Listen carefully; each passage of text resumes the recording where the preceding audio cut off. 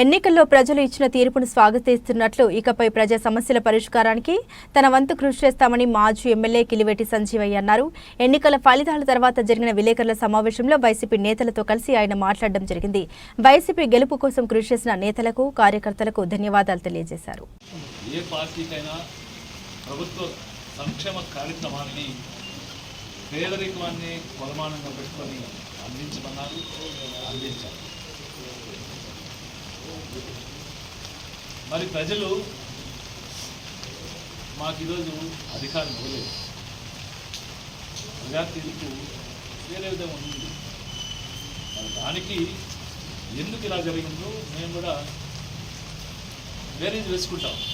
ఎక్కడ పొరపాట్లు జరిగినాయి, ఎందుకు ప్రజా తీర్పు వ్యతిరేకంగా ఉంది, ఎన్ని మంచి సంక్షేమ కార్యక్రమాలు ఇచ్చినా, ఎన్ని అభివృద్ధి కార్యక్రమాలు అంటే హాస్పిటల్ డెవలప్ చేయడం అభివృద్ధి కార్యక్రమే, సచివాలయం పెట్టడం అభివృద్ధి కార్యక్రమే,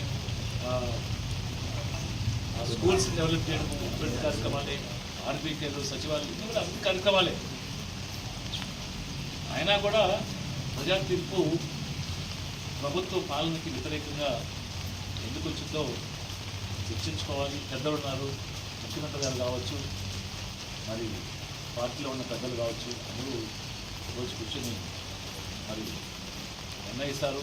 ఎక్కడ పొరపాటు జరిగినాయో తెలుసుకుంటారు. మళ్ళీ ప్రజల అభిష్టం ప్రకారం పనిచేయడానికి ప్రయత్నిస్తారు.